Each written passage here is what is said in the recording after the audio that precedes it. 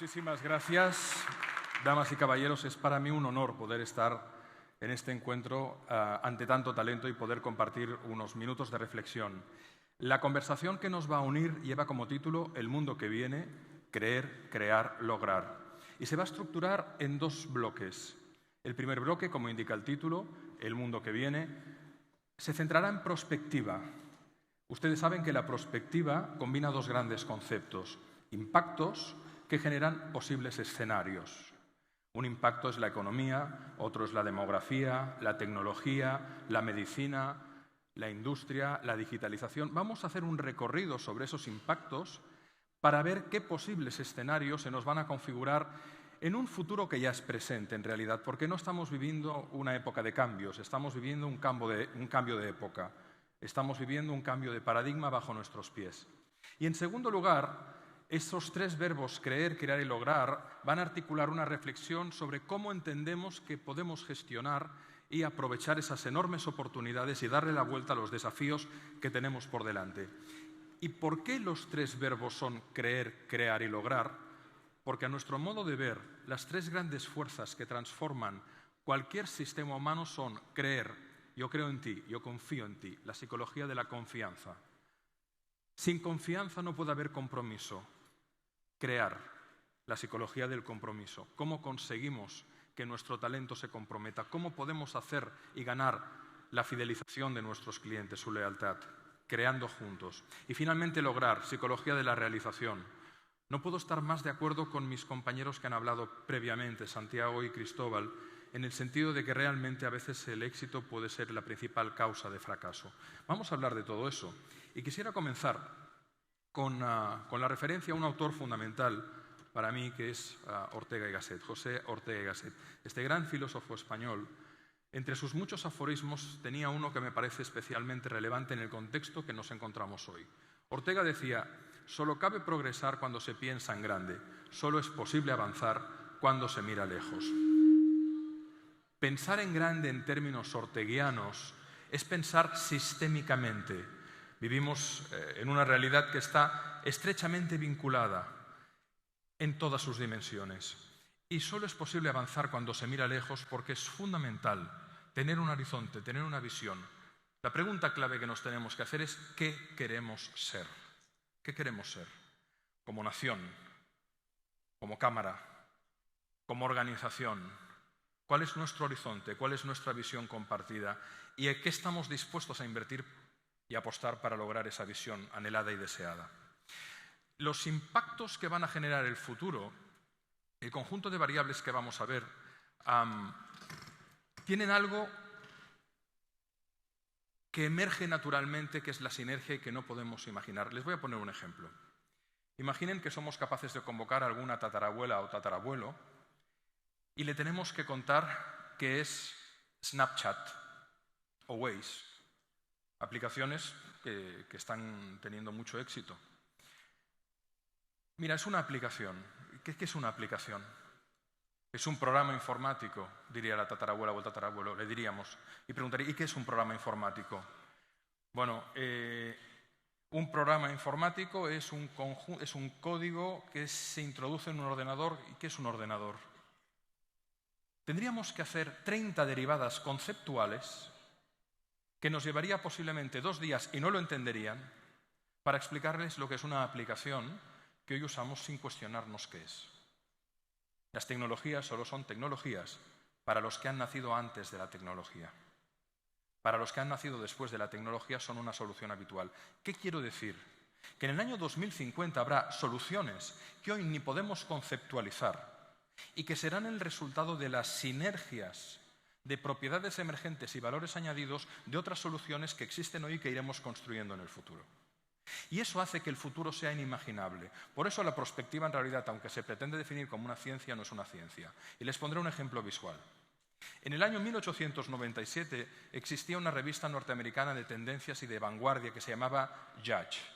En esta revista se hablaba del state of the art, de las tendencias de última hora que iban surgiendo en el mundo, y era una revista de referencia para el pensamiento de vanguardia. Se hizo un número cuyo título era ¿Cómo será el mundo Bueno, el título concreto era, el subtítulo era el que les voy a decir ahora, pero el título era ¿Qué va a venir? Y el subtítulo era El mundo el 1 de enero del año 2000.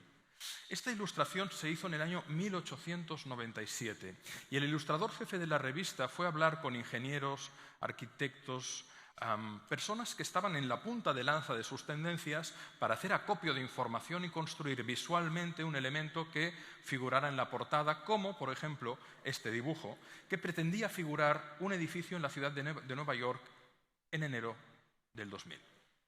Evidentemente, los arquitectos le dijeron que se facilitaría la creación de estructuras de muchísimos niveles porque la ingeniería lo permitiría. Oiga, ¿y si yo vivo en la planta 200 de esa estructura, ¿cómo ascenderé hacia ella? La idea de ascensor no existía como solución. Fíjense ustedes, siguiendo el puntero láser, que hay una estación de tren que sube en formato carrilete. Aquí tienen una locomotora que va emitiendo su vapor con sus vagones detrás. Y, por lo tanto, la manera en la que conceptualizaban la solución para llegar a la cumbre de ese edificio pasaba necesariamente por una locomotora que iba haciendo sus paradas.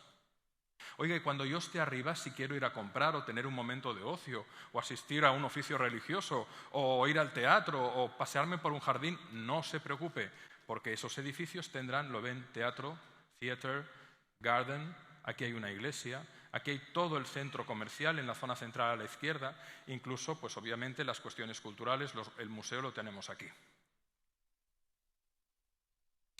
El teléfono se preconceptualizó en esta torre central con cables que se dirigían a diferentes elementos de la estructura. Usted podrá comunicarse yendo a un lugar que le facilitará el acceso de comunicación con otros lugares del edificio. Oiga, ¿y cómo será la movilidad? ¿No? La movilidad, como ven abajo en la derecha, seguirá siendo tirada por caballos, por animales de tiro, con carros.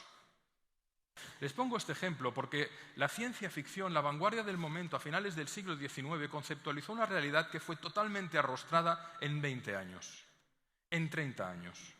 En un tercio de la previsión del tiempo que se hizo, se superó totalmente las imaginaciones más salvajes. Algunas no, efectivamente, y con mucha razón decía nuestro amigo Cristóbal que efectivamente los coches de momento no vuelan, pero seguramente en 20 años veremos nuestro mundo plagado de vehículos eléctricos autónomos que nos desplazarán en un espacio aéreo regulado dentro de las ciudades y entre las ciudades. El futuro no es inevitable, es inventable. El futuro no es inevitable, es inventable. Y en segundo lugar, un mensaje fundamental, más allá de la tecnología. Los humanos no vivimos a la altura de nuestras capacidades, vivimos a la altura de nuestras creencias. Virgilio, el poeta latino, decía, pueden porque creen que pueden, no decía pueden porque saben que pueden. Hay una diferencia enorme entre el saber y el creer. Todo el mundo sabe que se tiene que morir, pero casi nadie se lo cree. Y los que nos lo creemos porque hemos tenido la desgracia de pasar por la muerte cercana de un ser amado cuando no toca y como no toca, o de una enfermedad grave de un hijo que le ha llevado a las puertas de la muerte, como es mi caso, cuando no toca y como no toca, vives la realidad de manera distinta no por un ejercicio cognitivo, sino por un ejercicio de experiencia anclado en una creencia transformadora. Somos lo que creemos. Y lo que nos va a transformar como cámara y como nación es que creamos que podemos. Y que sobre todo hagamos una sinergia de visiones, de entusiasmos y de competencias para la transformación. Vamos a hacer entonces un viaje sobre esos impactos que van a suceder, pero imagínense ustedes que en la revista Judge del año 1897, en lugar de aparecer ese dibujo que hemos visto, que era eventualmente comprensible por la mentalidad del momento, imagínense que les ponen una foto de Shanghái hoy, o de Dubái. Les aseguro que por teoría de la percepción, si esa imagen hubiera aparecido en la portada, si un fotógrafo hubiera podido viajar en el tiempo un siglo después, lanzar una instantánea, volver y ponerla en la portada, el público que la hubiera visto no la hubiera comprendido. ¿Qué es eso? Cuando no había ni electrificación, ¿qué es eso? ¿Qué son esas figuras geométricas? Y si además le hubieran dicho que era Shanghái en el 2017, que en el año 1897 era un arrozal de miseria y de hambre, o que era Dubái, que en aquel momento era un desierto donde 40 pastores pastoreaban 500 cabras, nadie lo hubiera creído. Hoy Dubái es el mayor hub internacional de intercambio de pasajeros a nivel mundial.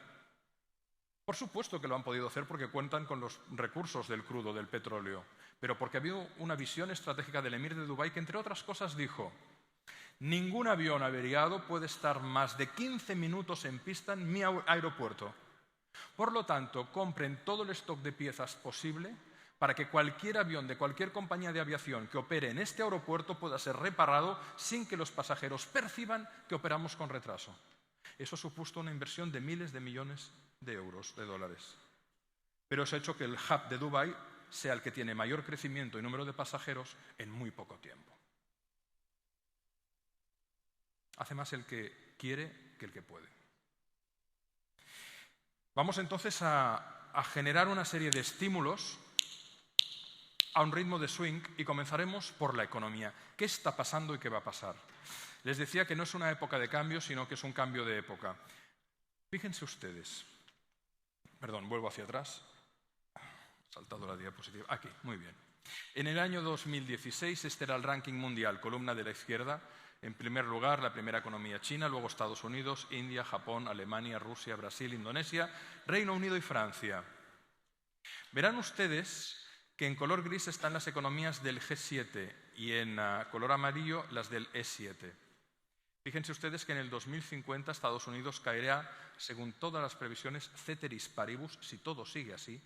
Esta palabra saben que la utilizamos los economistas para decir si todas las condiciones se mantienen como hasta ahora. Evidentemente puede surgir algo inesperado, pero ceteris paribus,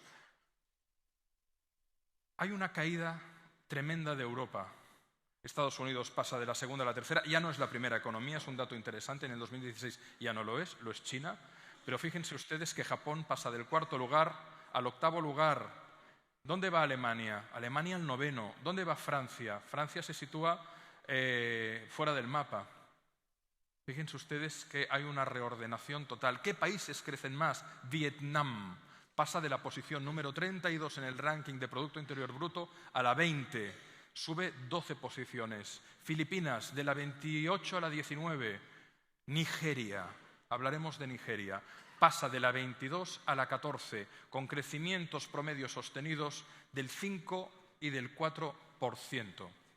Va a haber un cambio en la polaridad económica global. Asia emerge con muchísima fuerza.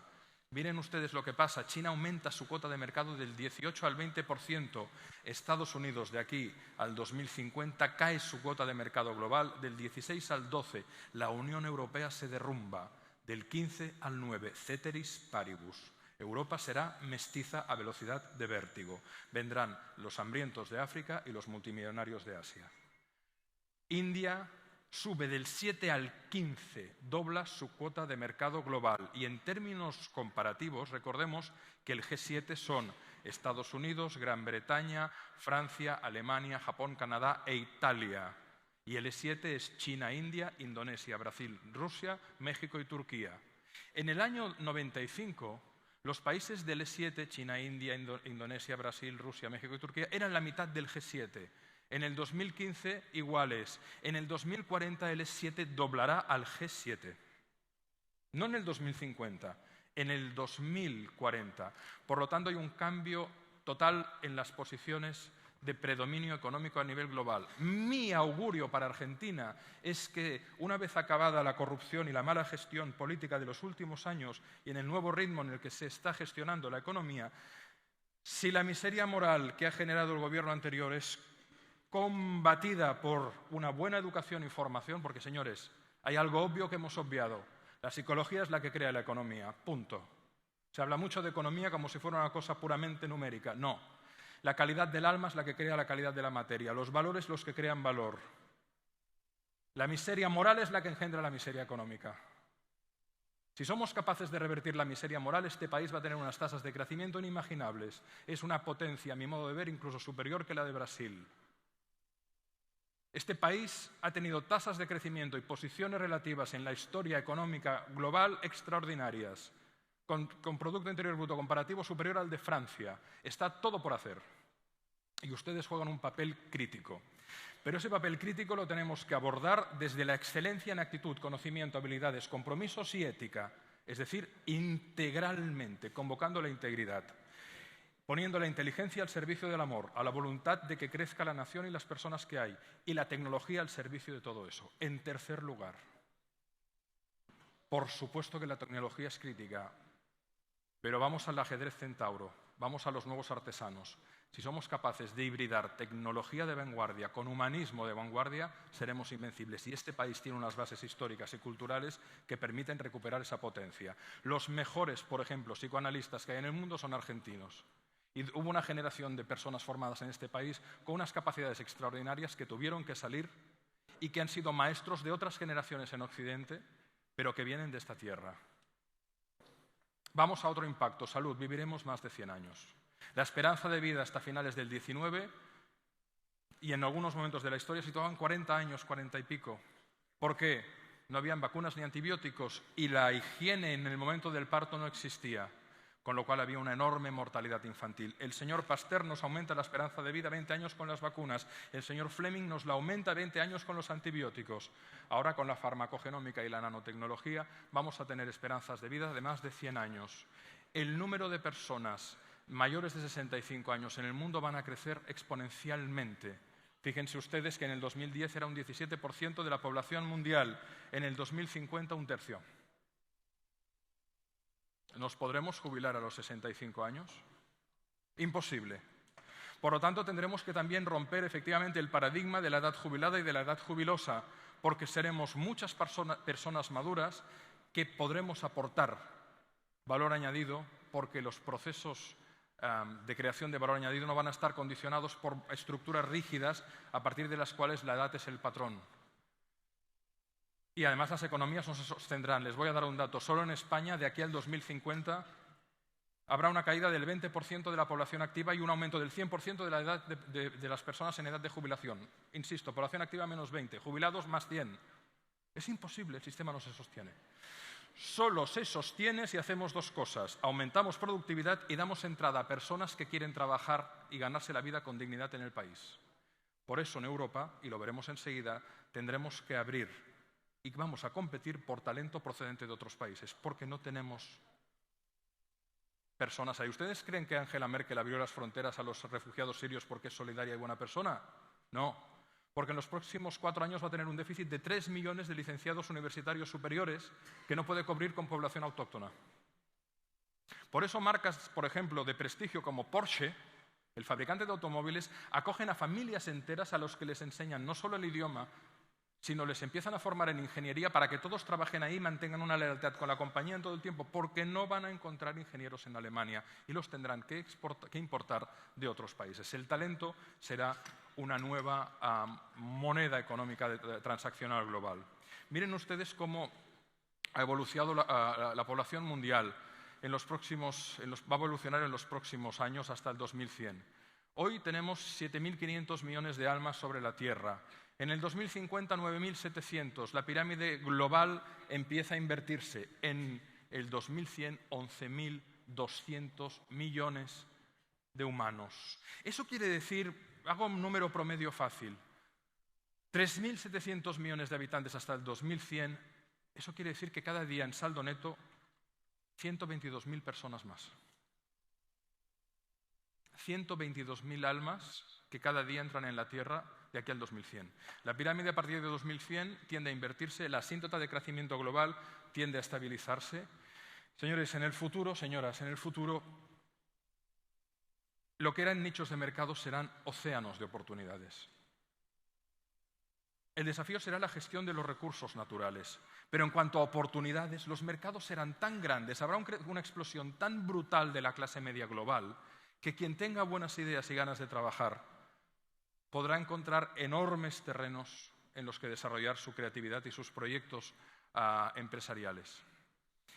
¿Dónde crece la población mundial? Miren, parece que este gráfico esté hecho adrede. Trazamos una línea más o menos algo por encima del Ecuador, en la frontera de México y en la frontera que separa Europa de África, más o menos. El mundo envejece en los países históricamente llamados del norte. Ahí estaría, ahí se incluye, por ejemplo, también Uruguay, pero ahí estaría Australia y Nueva Zelanda también, en el hemisferio sur. La población en el norte envejece muchísimo. ¿Dónde hierve la población? Hierve especialmente en África, pero en todo el hemisferio sur. En el hemisferio norte no hay tasa de reposición de natalidad. Por lo tanto, el sur irá hacia el norte, porque necesitará el norte ciudadanos del sur que trabajen ahí para sostener las estructuras poblacionales y los sistemas de seguridad social. Si no, no los podrán sostener. Ese es otro impacto fundamental. Para que vean por dónde van los tiros, voy a comparar un país del norte, Europa, y un país del sur en su demografía. Evolución de la población española en los próximos años. Miren ustedes qué flecha, qué pirámide invertida. Y a hoy, 46 millones de habitantes tenemos en España. ¿Cómo estaremos en población en el 2050? 44 millones, ya hemos perdido 1.200.000. Pero ¿cómo estamos ceteris paribus en el 2100? 38 millones, se van 8 millones de población por no reposición. ¿Qué ocurre en Nigeria? Fíjense ustedes. ¿De cuánto hablamos hoy?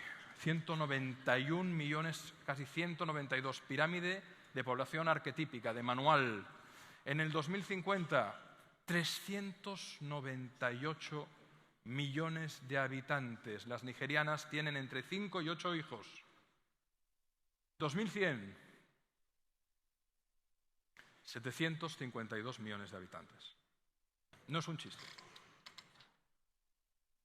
¿Ustedes creen que se van a quedar ahí?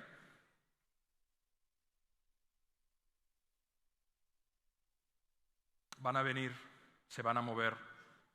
Por lo tanto, tendremos que ir a una gobernanza global, porque si no instalamos sistemas éticos que puedan contener a esos ciudadanos en sus países, darles una opción de vida con dignidad y una posible prosperidad, va a haber una diáspora global y especialmente se dirigirán a los entornos que tengan más cerca. Fíjense ustedes que Nigeria en la primera diapositiva que hemos visto de ranking global aparecía en la 8ª posición, porque ustedes saben que la economía de un país depende, por supuesto, de la demografía, también de los recursos naturales, del capital industrial, del capital financiero y hoy del talento. Pero en el caso de Nigeria será un país que tendrá una economía con un crecimiento tremendo solo por la población que hay, porque habrá, evidentemente, empresas que dirán aquí con un mercado tan grande tenemos que invertir como sea, aunque sea dominantemente personas con muy pocos recursos, pero estarán ahí. Celera Genomics de Rockville en Estados Unidos tardó 10 años e invirtió $2.000 millones en secuenciar el primer mapa genómico. Hoy un mapa genómico tiene un coste prácticamente nulo. De hecho, hay empresas que ya te hacen la secuenciación de tu mapa genómico por $280, $250 que tú lo puedes comprar. Si ustedes han visto la película Gattaca, el mapa genómico nos llevará a un escenario como el que presenta la película, es decir, un niño cuando nazca se le pondrá un algodoncillo en la boca, se secuenciará el mapa genómico inmediatamente o se le cortará un poquito el pelo y esa muestra servirá para secuenciar y sabremos todas las prevalencias y probabilidades de enfermedades de esa niña o niño, qué probabilidad tiene de que le surja la miopía y a qué edad, o la artrosis o la artritis, cuáles pueden ser incluso sus inteligencias naturales más definidas. A eso se va a llegar. Pero lo que es más interesante es los desafíos que supone eso. Desafíos a nivel legal. ¿Cómo va a cambiar el mercado de seguros cuando a través de un mapa genómico podamos tener una cierta previsión de la salud de esa persona en el momento en el que nace? Por lo tanto, emergerán muchísimas nuevas oportunidades y también desafíos a la hora de gestionar. Vamos a otro impacto. Hablemos de digitalización. ¿Qué está pasando en el mundo? Miren, va a haber una enorme sinergia de nuevas utilidades, redes sociales, realidad ampliada, aplicaciones, conducción autónoma. La conducción autónoma va a llegar dentro de nada. De hecho, ya hay vehículos, los de la marca Tesla, pero también algunos fabricantes alemanes en gamas altas, ofrecen una conducción autónoma prácticamente total. ¿Qué haremos en el tiempo de desplazamiento mientras estemos en el auto? Pues sin duda los cristales del vehículo se convertirán en pantallas donde se proyectará realidad aumentada y donde habrá nuevos tiempos de ocio y de gestión de otras actividades. Eso generará la emergencia de muchísimas oportunidades de negocio y de nuevos negocios, sin duda. Pero es que también la digitalización ha generado una ruptura en los roles clásicos. Yo, por ejemplo, puedo alquilar un hotel para ir a pasar unos días, pero a la vez puedo a través de Airbnb poner en alquiler mi vivienda. Yo ya no soy solo cliente de una cadena hotelera. Las grandes cadenas hoteleras mundiales ya se están planteando entrar en el negocio del alquiler de viviendas como si fueran un usuario, un propietario particular, porque saben que hay una masa crítica del mercado que quiere vivir la experiencia no en un hotel, sino en una vivienda normal, poderse cocinar, tener su intimidad. Los roles van a cambiar radicalmente y va a ser crítico comprender las situaciones de compra y consumo y cómo nuestros clientes y mercados se informan a través de qué canales y de qué maneras. Fíjense ustedes que además la digitalización nos va a llevar, sin duda, de mercado a sistema de relaciones. En realidad, van a convivir dos tipos de economía que ya están conviviendo. La economía de la atención con la economía transaccional. Muchas empresas ya saben que para generar un negocio es importante que ofrezcan gratuitamente contenidos al público. Es importantísimo que nos demos cuenta que en ningún momento de la historia como hoy no hemos tenido la posibilidad de con un pequeño smartphone estar conectados en redes sociales, ofrecer contenidos de alto valor que son viralizados si realmente gustan a ese público objetivo, y eso nos puede permitir llegar a una masa crítica de población enorme. Yo les voy a confesar que yo era reacio a entrar a redes sociales hace unos años porque yo ya tenía mucho trabajo, gracias a Dios, en la cotidianidad de la realidad convencional. Bueno, ya que me metí, decidí empezar a hacer artículos de cierto valor, tanto para el mundo de la gestión como para el crecimiento personal, y en muy poco tiempo la masa crítica de seguidores pues, ha llegado al 500.000. Y desde ahí las oportunidades se han multiplicado. Cualquiera de ustedes en su área de actividad, en su negocio, tiene la posibilidad de convertirse en un referente en una categoría. Y además están emergiendo nuevas fórmulas de relación. Antes Santiago nos hablaba de su experiencia llamando a Visa, pero seguramente si entramos en el Twitter de Visa y decimos soy un cliente que está muy cabreado porque un operador me está repitiendo automáticamente una respuesta, esto se tendría que hacer en varios tweets, me es difícil decirlo en 140 caracteres, pero hoy Twitter se ha convertido en el principal canal de gestión al cliente cuando el cliente está cabreado. Si yo pierdo un avión o voy tarde, ya no llamo al servicio de atención al cliente, hago un tweet apelando a la compañía aérea porque sé que inmediatamente me responderán y me dirán disculpe el retraso, seguramente su próximo avión saldrá en tal hora. Y no estoy media hora esperando al teléfono. Eso quiere decir que hace unos años, cuando se creó Twitter, seguramente nadie pensaba en que podría ser un servicio de atención al cliente tremendamente eficaz, porque efectivamente los servicios de atención al cliente convencionales van a morir, porque son altamente ineficaces y deshumanizados. Mientras que la tecnología inteligente nos permite que a través de Twitter, sin un contacto humano, tengamos una solución inmediata que además llega a mucho público que también está cabreado en este momento esperando cuando saldrá su avión, que sale con retraso. Y es esa flexibilidad, esa manera de ver el mundo desde muchos escenarios y posibilidades la que va a prevalecer en los próximos años. En un minuto pasa esto.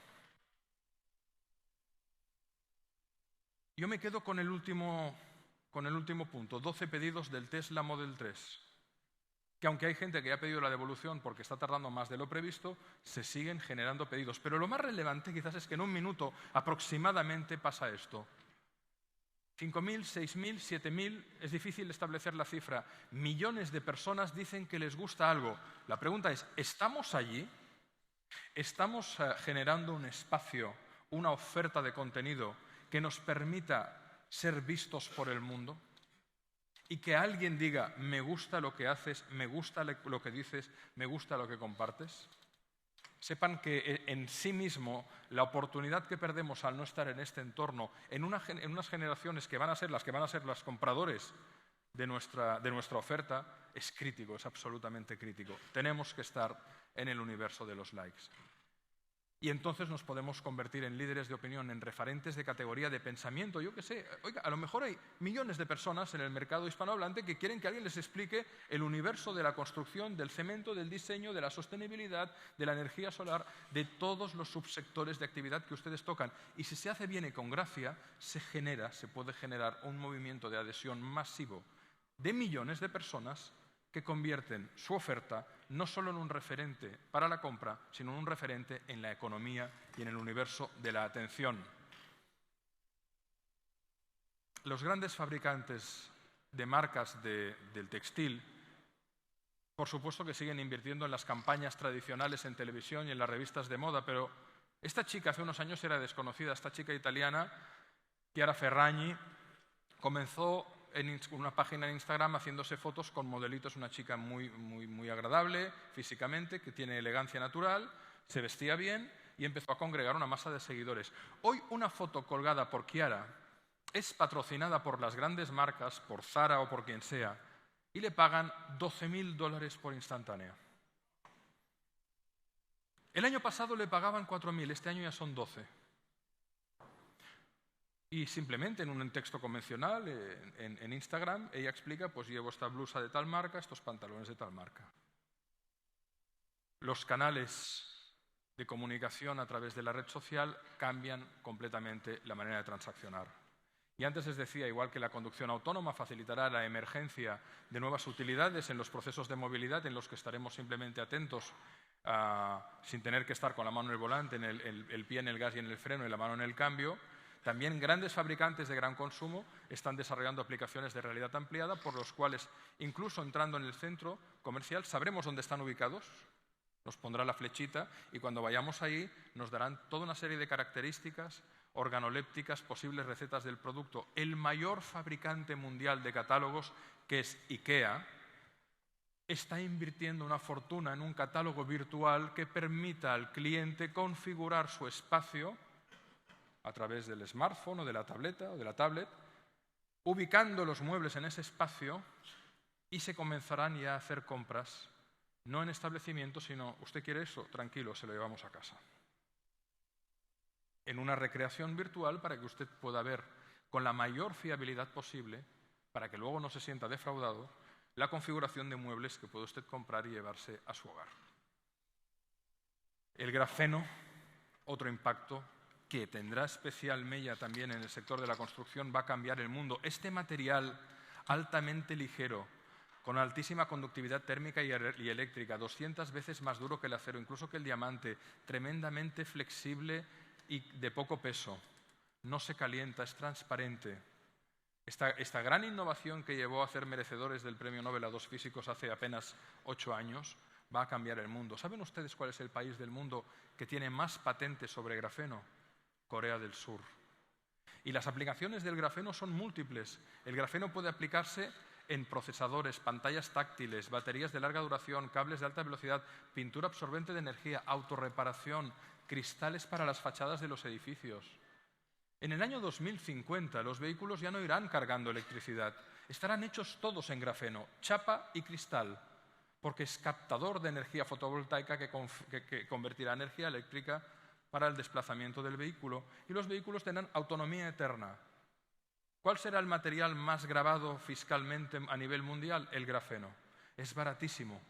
Son capas de grafito, pero sus aplicaciones en la economía transversal, ya se está hablando de baterías de grafeno en el interín para el 2025-2030, baterías de grafeno combinadas con algún otro elemento, oxígeno, hidrógeno, veremos, que en una carga de 5 minutos pueden dar a un vehículo de uso convencional una autonomía de 3.000 kilómetros.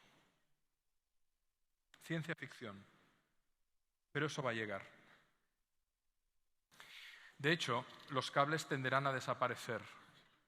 Nikola Tesla ya desarrolló no solo el sistema Wi-Fi, sino la witricidad a principios del siglo XX.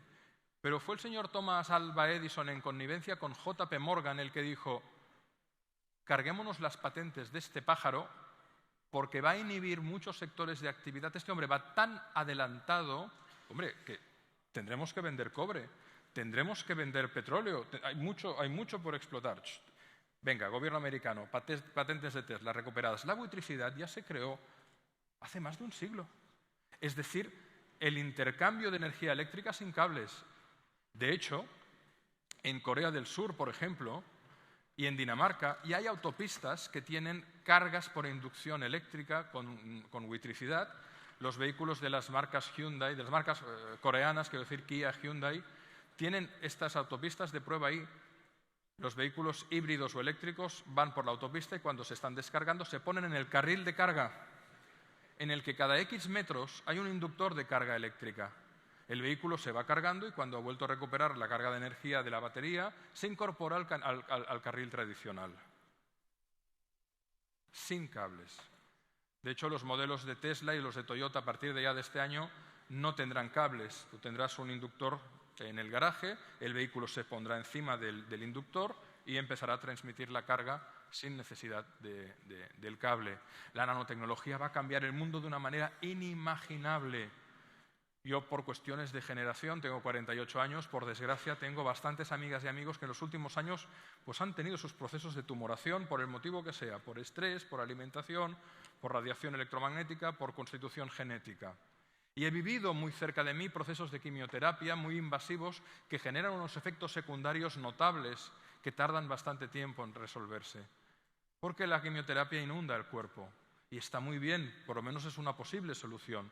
Pero la nanotecnología permitirá meter un dispositivo dentro del flujo sanguíneo, guiarlo como si fuera un pequeño robot, de hecho es un nanorobot, como pueden ver, hasta la zona donde se encuentra el tumor, y liberar exactamente en ese tumor sobre él el principio de quimioterapia activo que destruye ese tumor pero no invade el cuerpo. Pero la nanotecnología también afectará, por ejemplo, a cuestiones tan críticas como es la salubridad del agua. Un ingeniero español, Antonio Cuevas, gran amigo mío, ha ganado un premio en California por una patente impresionante. Este señor se ha dedicado toda su vida, tiene mi edad, a depurar aguas industriales. Y un día dijo, el mecanismo que utilizo para depurar grandes volúmenes de agua, me gustaría desarrollar una fórmula para que sirviera para depurar volúmenes de agua potable para personas que no tienen acceso a la misma. Ha conceptualizado junto a unos ingenieros rusos una pequeña mochila muy liviana. Esa mochila tiene una manta que es una placa solar flexible. Llegan a un lugar, despliegan la placa y la orientan hacia el sol. Esa placa alimenta un circuito que tiene una bomba con un tubo de plástico que se saca de la mochila y se pone en el acuífero contaminado, llámele arroyo, río o lo que sea, agua putrefacta. Ahí va a recogerla. La energía solar alimenta la bomba que succiona ese agua putrefacta, pasa a través de un sistema de microfiltrado de última generación y va a parar a un líquido patentado, que no sabemos la fórmula, que tiene básicamente agua oxigenada, peróxido de sulfuro y poca cosa más. El agua sale totalmente potable. Naciones Unidas, determinadas ONGs. O sea, me colapso al explicarles esto porque está teniendo cientos de miles de pedidos de mochila. No dan abasto. Hablé con él hace poco. Tony, ¿cómo estás? Desbordado. Porque tenemos a Business Angels que están invirtiendo en el proyecto, pero a la vez la demanda que estamos teniendo nos desborda completamente. Han encontrado una solución a un problema estructural, a bajo coste, que va a cambiar la vida de millones de personas. Y desde ONGs hasta organizaciones privadas. Porque, por ejemplo, imagínense ustedes equipos de ingeniería de empresas que tienen que hacer prospecciones, van con la mochila, quieren ir con la mochila por si se les acaba el agua potable y no llueve en según qué territorios. En fin, el futuro no es inevitable, es inventable. La nanotecnología nos lo cambiará de una manera que no podemos imaginar. En cuanto al turismo, el mundo viajará mucho más. ¿Pero por qué?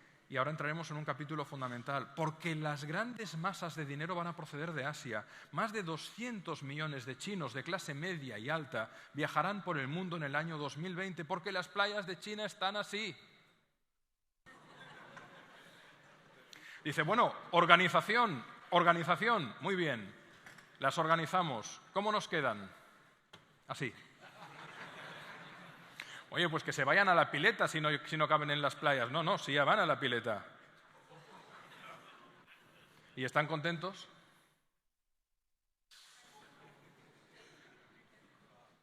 Los principales ejes comerciales europeos, París, Madrid, Barcelona, Milán, donde se congregan las grandes marcas mundiales del lujo, saben hoy que 6 de cada 10 clientes son procedentes de la República Popular China.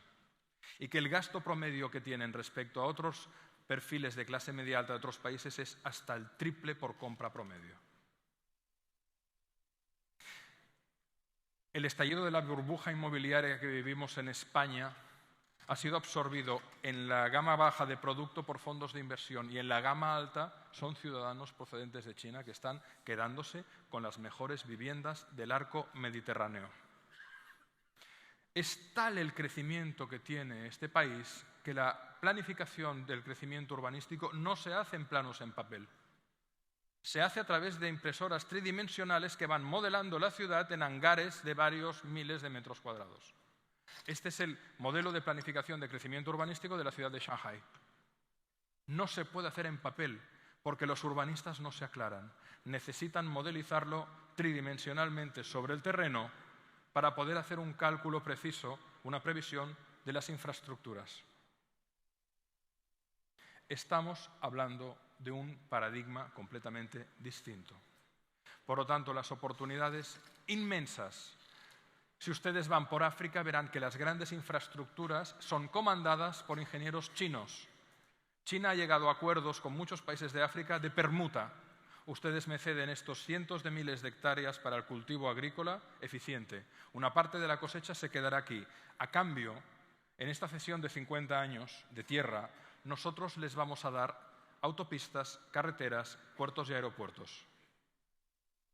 Y los vamos a construir con población autóctona, pero también con población china. ¿Saben cuál es la mano de obra que lo construye? Presos chinos que redimen condena. No les cuesta nada al gobierno chino, 0. Y en lugar de 10 años de condena, si trabajas 4 años en Kenia, te lo dejaremos en 3 años de condena, más 4 años de trabajo en Kenia haciendo infraestructuras. ¿Quién ha comprado el 49% del aeropuerto Charles de Gaulle de Francia y no ha comprado más porque el gobierno francés intervino, porque es una estructura estratégica para la Fuerza Aérea eventualmente en caso de conflicto? Un fondo de inversión chino. ¿Quién ha comprado hace apenas un año el mayor puerto de la Europa del Sur, Oporto? Un fondo de inversión chino. ¿Quién está haciendo las mayores inversiones en el puerto de Barcelona porque el Estado no invierte en la infraestructura? A pesar de haberlo prometido en los últimos años, no han habido transferencias de fondos por el conflicto político. Empresarios chinos. Se van a quedar con Europa. Y a la larga, ya lo estamos viendo que están llegando, pero el nuevo imperio sin duda vendrá de China y de India. Miren, en una década, el número de consumidores que entrarán a la clase media mundial va a aumentar en una cifra que es la que vamos a ver ahora. 1.000 millones. ¿De dónde van a venir estas personas? 1.000 millones. Miren ustedes cómo crece la clase media mundial. En el año 1960, 873 millones de personas. En el 2006, 3.300 millones. En el 2025, 5.100. Muy bien. ¿De dónde proceden? En color azul tenemos el crecimiento de la clase media mundial en miles de millones de personas. En Estados Unidos, estabilización, no hay crecimiento apenas. En color gris, Europa, estabilización, no hay crecimiento. Vámonos al color rojo, Asia-Pacífico, exponencial, explosión. Pasamos de medio millón a 3.000 millones de personas en clase media. América Central y del Sur, un crecimiento relativo muy potente, en términos absolutos no se ve tanto, pero ustedes pueden ver en la columna gris, como en el 2009, al 2020, al 2030, va creciendo lo mismo que en África. Vamos a otro gráfico para ilustrarlo mejor. El círculo central es dónde estaba la clase media en el 2009 y el círculo exterior dónde estará en el 2030. En Europa apenas hay crecimiento, en Estados Unidos muy poco, en África mucho. Miren dónde estaba y dónde estarán. Tanto como en Estados Unidos acabarán. La misma clase media África en Estados Unidos que el 2030. En el 2030. Miren, América Latina, qué fuerte el crecimiento, pero aquí está la parte del león. Y el gráfico que van a ver, la ilustración en la página siguiente es impactante. En esta zona, en el círculo que ven que incluye los principales países de Asia, en esta zona se concentra más población que en el resto del planeta. Hace pensar, ¿verdad? ¿Se van a quedar ahí? No. No. Van a moverse. La economía seguirá creciendo. Seguirá en crecimiento. El Fondo Monetario Internacional, el Banco Mundial, las previsiones para este país mejoran día a día. Mejoran día a día. Yo personalmente creo que Argentina tiene un potencial. Ustedes no van a perder población. Seguirán creciendo. Los 40 y pico millones que tienen ahora se convertirán en 50 y pico en el 2100. Tienen un crecimiento orgánico, poblacional, natural muy bueno. Si hacen una buena gestión de los recursos y del talento que tienen, este país es un cohete. Pero sobre todo hay que evitar que la miseria moral genere miseria económica. No puede ser que la corrupción se convierta en un sector de actividad. Es imposible. Gracias a ustedes. No puede ser. No puede ser. Porque a la larga perdemos todos. Y ahora entro en la segunda parte de la reflexión, donde hasta ahora hemos visto los impactos. Bueno, acabo con 2 ideas.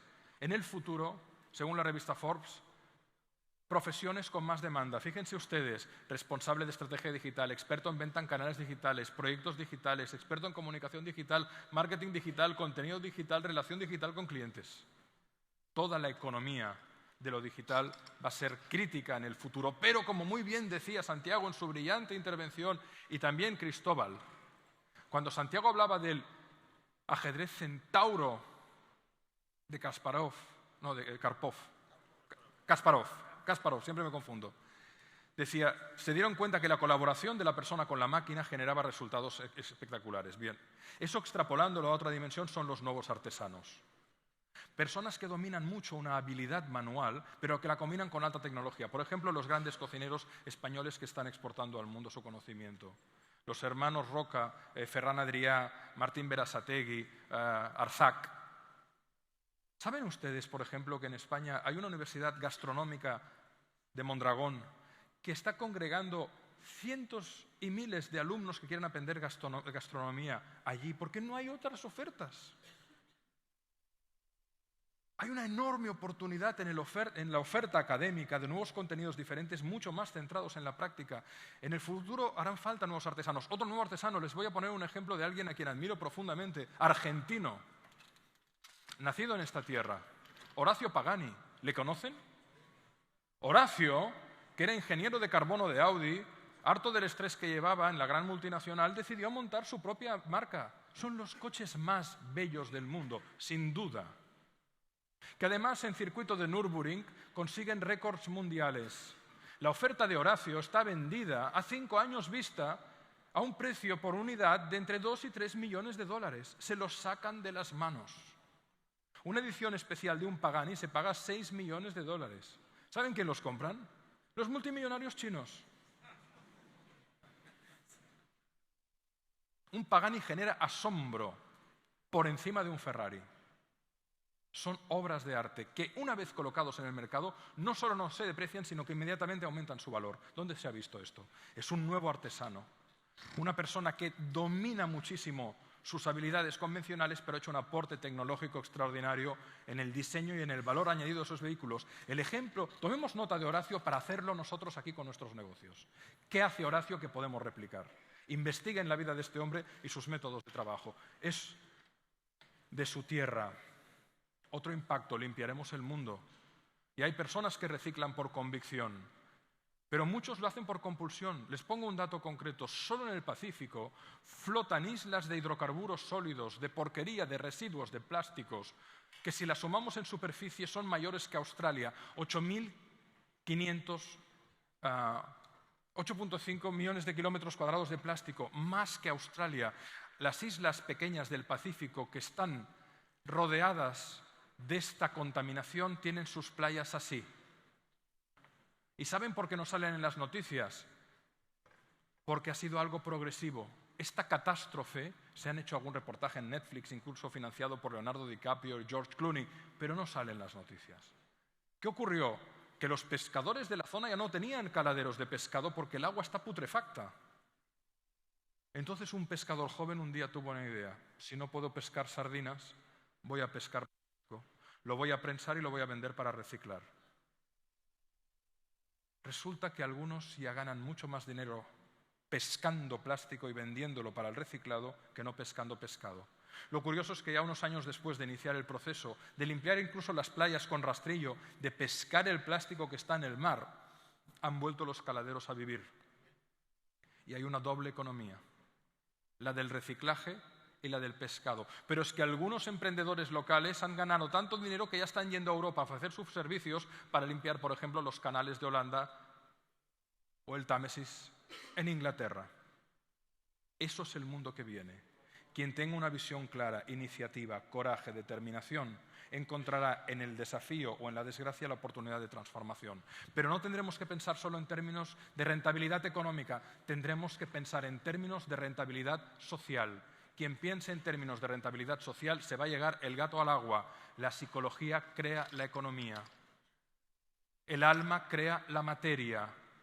No puede haber una economía sana si no hay una psicología sana. Una psicología sana es actitudes para el bien común, conocimientos de rigor, principios que sostengan esos conocimientos y valores que los amparen. Si hacemos eso, revertiremos el principio de la perversión de lo real. Lo que creemos tiende a ser lo que creamos. Son nuestras creencias sobre nosotros mismos, el otro y la vida los que condicionan un proceso de creación o de destrucción de valor. En consecuencia y por analogía, la miseria moral es la que engendra la miseria económica. ¿Queremos prosperidad económica? Damas y caballeros, trabajemos en conocimiento de rigor, actitud de rigor y una ética que lo sostenga todo. Una transparencia, porque entonces cuando hay transparencia hay confiabilidad, y cuando hay confianza hay compromiso, y cuando hay compromiso hay transformación. Tú no te comprometes con nadie en quien no confíes, y la confiabilidad se gana desde el respeto. Y entonces los sistemas económicos fluyen. Y si no es así, todo lo demás se pervierte. Y a largo plazo perdemos todos.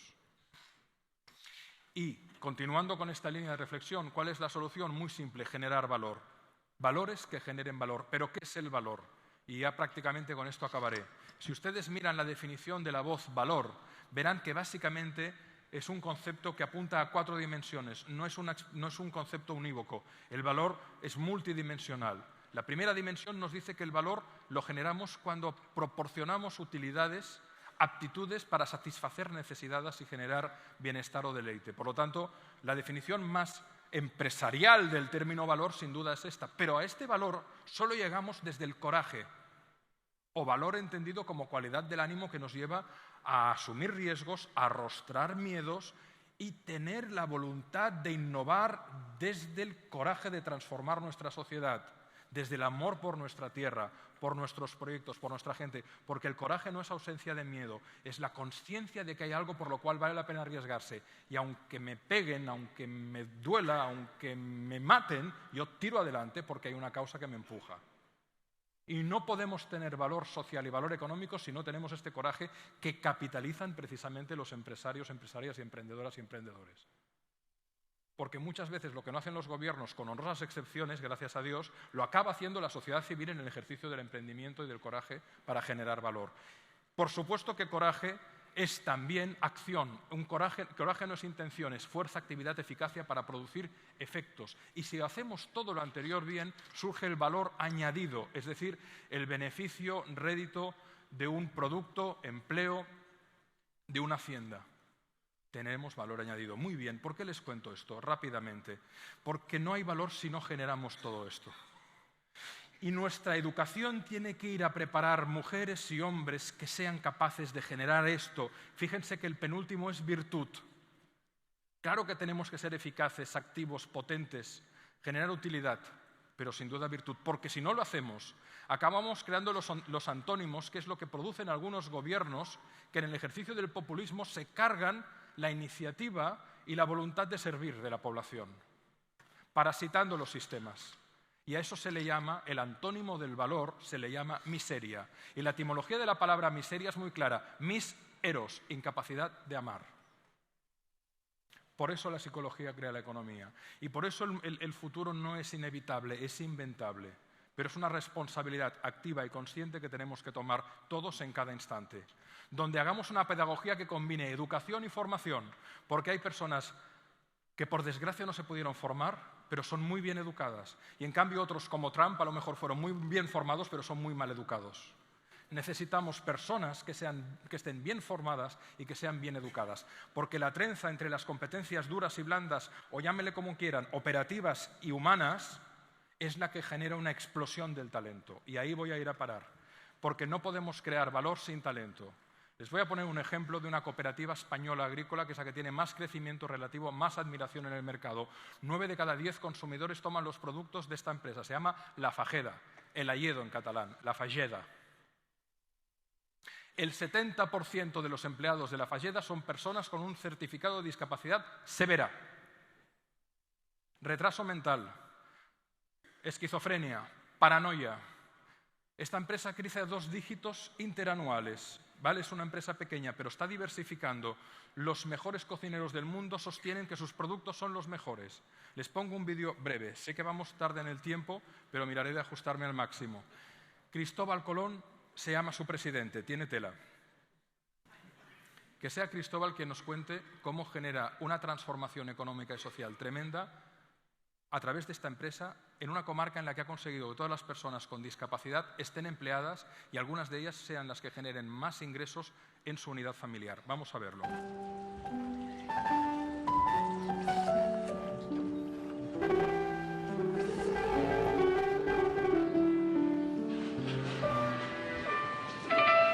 Cristóbal, ¿esta música que oímos es porque ha venido hoy la tele o siempre la tienes puesta? Muchas horas del día le acariciamos los oídos a las vacas con música barroca. Pero es la música para las vacas. Claro. Las vacas son una de las protagonistas fundamentales del proyecto y las intentamos cuidar porque o dan buena o mala leche. Y de mala leche hay mucha en el mundo, ¿no? Nosotros queremos que hagan buena leche. Tú eres el presidente de la empresa La Falleda. ¿Qué hacéis en esta empresa? Pues primero, los mejores yogures del mundo. Después, Mal está que tú lo digas, pero bueno, a ver. Si hay alguien que piensa que no es así, que venga y que me lo demuestre, ¿no? En todo caso, nosotros hacemos un excelente yogur. Más allá de las provocaciones, hacemos un excelente yogur y hace 20 años que estamos en el mercado. ¿Y en qué principios te basaste para montar una empresa como La Falleda? Nosotros hemos montado una empresa para dar trabajo a unas personas. Normalmente las empresas se construyen para producir cosas y después se contratan personas.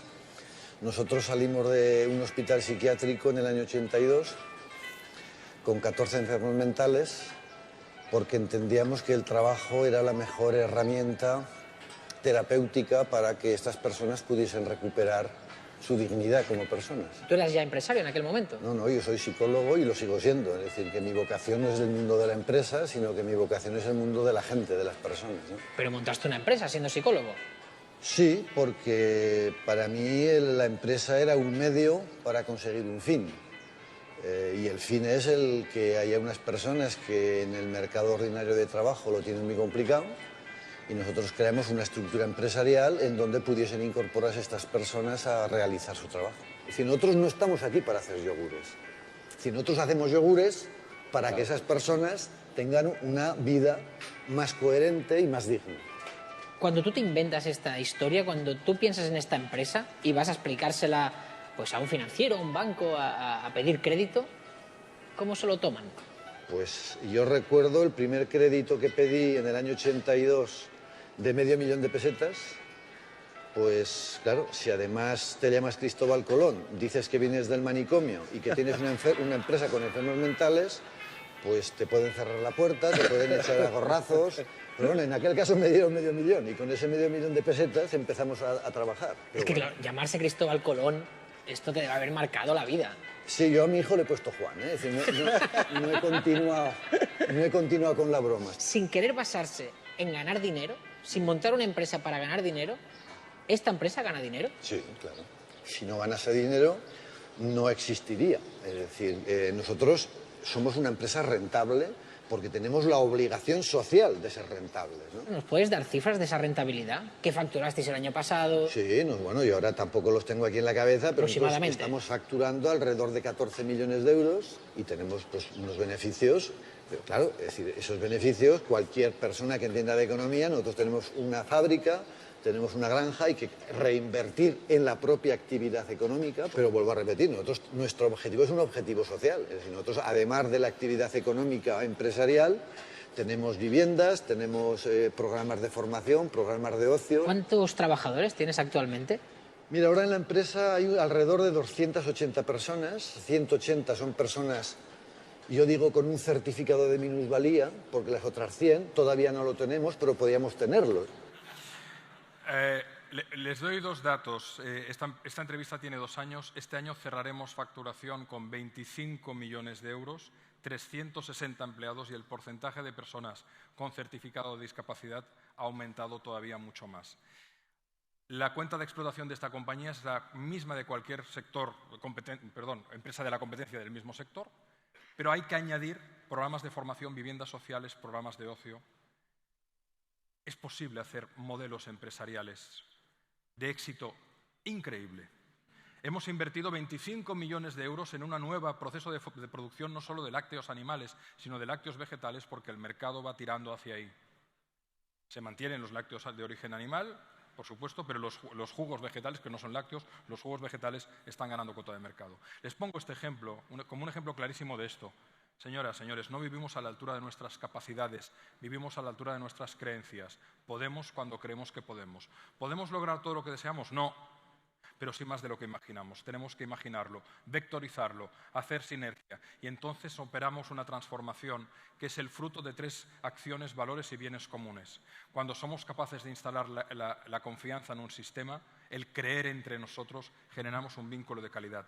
Y la confianza es el único atributo humano que no admite grados. Yo puedo estar más o menos alegre o triste, más o menos gordo o flaco, más o menos paciente o impaciente, más o menos perseverante o no. Hasta se me puede evaluar en una escala del 1 al 10. Te veo un 9, muy paciente, te veo un 2, nada paciente. Pero si yo le pregunto a un amigo, ¿confías en mí? Y me dice un poco, es que no confía. La confianza es binaria. Y es el mayor lubricante social y de transformación, porque cuando se instala la confianza entre nosotros, con el mercado y en la sociedad, naturalmente surge la gran segunda tríada, el compromiso.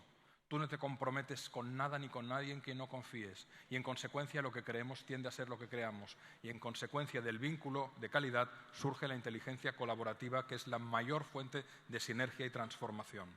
Y finalmente, cuando estas dos se instalan, naturalmente surge el logro, emana como un síntoma, como una consecuencia la excelencia y generamos un valor añadido. En el futuro tendremos que movilizar eso de una manera integral, convocando una nueva definición del talento, en el que la educación nos haga poner los valores en acción. Y el talento no es más que la combinación de 5 dimensiones críticas, que tienen que estar todas, porque si no están, no hay talento y no hay transformación. La primera es la actitud, la segunda el conocimiento, la tercera la habilidad y la cuarta el compromiso. Es decir, cuando hablo de actitud, hacer pedagogía sobre la inteligencia emocional y social, desarrollar entornos de alta confianza, de alto compromiso, de alto respeto, de alta fiabilidad y fidelidad. En segundo lugar, decía Onassis que el secreto de un gran negocio es saber algo que nadie más sabe, ventajas competitivas basadas en la inversión en innovación sostenible. Luego venía Quevedo y decía que sabio no solo es el que sabe dónde está el tesoro, sino el que se arrodilla y escarba la tierra para conquistarla. Inteligencia práctica y operativa. Escuelas de formación prácticas. Mi hijo comenzó la universidad hace 3 semanas, 18 años. Yo estudié en una escuela de negocios, no diré el nombre, muy prestigiosa, pero que no se ha puesto al día. Y mi hijo está en otra escuela, finlandesa, Lane. ¿Saben ustedes qué hicieron el primer día de clase? Les hicieron llegar a los 50 alumnos de esta generación, de esta promoción, y los llevaron a una casa de campo para que trabajaran 2 días juntos haciendo trabajo en equipo, es decir, que se conocieran y que cuajara algún vínculo. Cuando acabó el segundo día de formación les dan un sobre a cada uno de los 4 grupos que había, cada grupo estaba constituido por unas 12 personas, y sacaron el papel y vieron algo escrito que abajo ponía 1.800 euros y los chicos pensaron que se habían ganado ese dinero y empezaron a vitorear. Y el mentor les dijo, no, mirad lo que es este papel, era una factura. Era la factura del lugar en el que habían pasado los 2 días, que los papás no pagamos. Y les dijeron, nenes, tenéis 2 semanas para ganar dignamente este dinero y pagar a esta casa. Hasta luego. Y me llamó desesperado, papá, debo 1.800 pavos. Yo y mis compañeros, ¿qué hago? Digo, primero poneros a pensar. Segundo, planificar una estrategia. Empezaron a producir pulseras. Las chicas fueron a vender a universidades para chicos, los chicos para chicas. En una semana ganaron 2.500 euros. Pagaron la factura. Primera lección, la vida te va a poner facturas, espabilate. No les contaron teoría. Otra cosa, cada día por la noche le veo con una libreta apuntando, ¿qué haces, hijo? No, es que es mandato de la universidad que apunte cada noche 3 lecciones relevantes de mi existencia para hoy. ¿Saben qué cambio ha pegado mi hijo en 3 semanas? El año pasado estuve motivándole porque no podía acabar el bachillerato y es un muchacho brillante. Estaba en depresión. No puedo más. Estoy harto de tragar para vomitar. No puedo más. Los nuevos sistemas pedagógicos tienen que centrarse en la inteligencia práctica, en el poder, en la habilidad, en el hacer reflexionado y con buena actitud. Y finalmente tenemos que propiciar una inteligencia creativa y espiritual, donde la creatividad y la generosidad nos permita compartir las mejores prácticas entre nosotros. Yo no digo que tengamos que reservar conocimiento de patentes altamente costosas, pero hay buenas prácticas que si las cooperamos ganamos todos.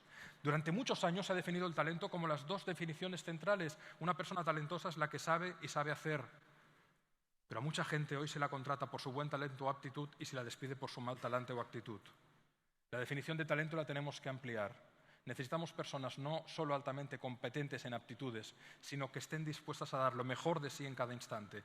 En un eterno presente, como diría Viktor Frankl, la última de las libertades humanas es elegir nuestra mejor actitud en cualquier circunstancia. Porque el entusiasmo se contagia, pero la mala leche también. Y finalmente, tenemos que desarrollar un talante de futuro, una visión de entusiasmo, creativa, posible, razonable, pero ambiciosa, en nuestras organizaciones, en nuestros equipos, con nuestra gente. Pero con eso no basta, hace falta una quinta dimensión fundamental, porque a lo mejor, como decimos en España, yo quiero ser un gran chorizo o ladrón, sé cómo robar, perpetúo un sistema de corrupción y además soy creativo en esa corrupción. Hace falta una inteligencia ética que evite la perversión de las 4 variables anteriores. Una inteligencia moral que nos permita sostener todo lo anterior para crear la palabra crítica que transforma cualquier nación, organización humana, sea el tamaño que sea. Cultura. La educación tiene que ir a crear una cultura donde actitud, conocimiento, habilidad, compromiso y ética se trencen, donde la inteligencia se ponga al servicio del amor y donde la tecnología se ponga al servicio también de esa inteligencia. Y entonces emerge naturalmente y como síntoma la realización, la plenitud y el sentido. Y ahí es donde nos transformamos. Y eso es lo que les deseo. Mantengan los pies en el suelo, pero tengan la cabeza en las estrellas. Pregúntense si tenemos una visión compartida, esperanzada y positiva de lo que queremos ser en 2, 5, 10 y 20 años. Y si no la tenemos, forjémosla. Segunda cuestión, y con esto acabo. ¿Estamos haciendo uso de las extraordinarias utilidades que nos ofrece la tecnología hoy?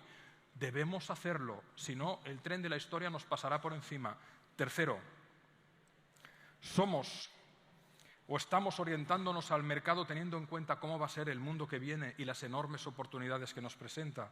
Por favor, respondamos a estas preguntas y tengamos en cuenta lo que decía este hombre con ironía. Los que dicen que es imposible no deberían molestar ni interrumpir a los que lo estamos haciendo.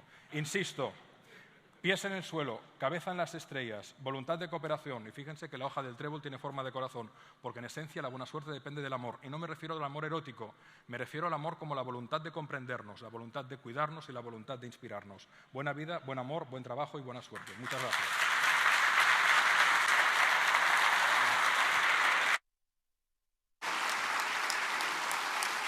Muchísimas gracias, Alex. Gracias.